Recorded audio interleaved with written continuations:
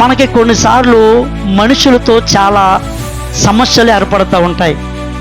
దేవుని బిడ్డలారా, ఈ సమస్యలు ఏర్పడినప్పుడు మనం ఏం చేస్తామంటే, మనమే ఈ సమస్యల్ని డీల్ చేసే విషయంలో వాళ్ళని బాధపడుతూ ఉంటాం, వాళ్ళని ఏదో విధంగా నిందిస్తూ ఉంటాం, మనల్ని మనం హెచ్చించుకుంటూ ఉంటాం, ఏదో మనం చేసేద్దాం అనుకుంటాం.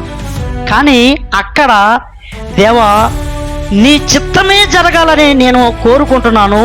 ఈ సమయంలో ఈ వ్యక్తి ద్వారా నాకు బాధ కలిగిన నీకే అప్పగిస్తాను, ఆ వ్యక్తి ద్వారా నాకు నష్టం కలిగిన నేను నీకే అప్పగిస్తాను, నీ చిత్తం జరిగించయ్యా అని నువ్వు అనగలిగితే గనుక, దేవుని బిడ్డలారా, నిన్ను ఈ లోకములో పడగొట్టే నరుడు లేనే లేడు.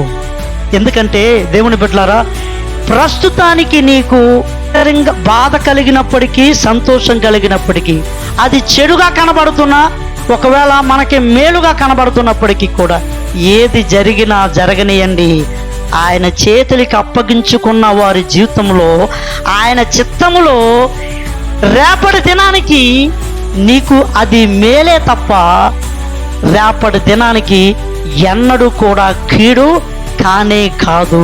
అందుకే దేవుడు ఏమంటున్నాడంటే, నీవు ఆ గొప్ప మంచి విషయము దేవుడు చేయబోతున్నాడు కాబట్టి, ఆ మంచి విషయం పైన నీకు ఆసక్తి ఉంటే ప్రభువుని మహిమపరిచే విధంగా నేను బ్రతుకు. కానీ వాళ్ళని తిట్టు, వాళ్ళ మీద పోరాడు, వాళ్ళని గెలిచో, నేనేదో గొప్ప కార్యాలు చూడగలుగుతాను అనుకుంటే అది నీ వల్ల కానే కాదు.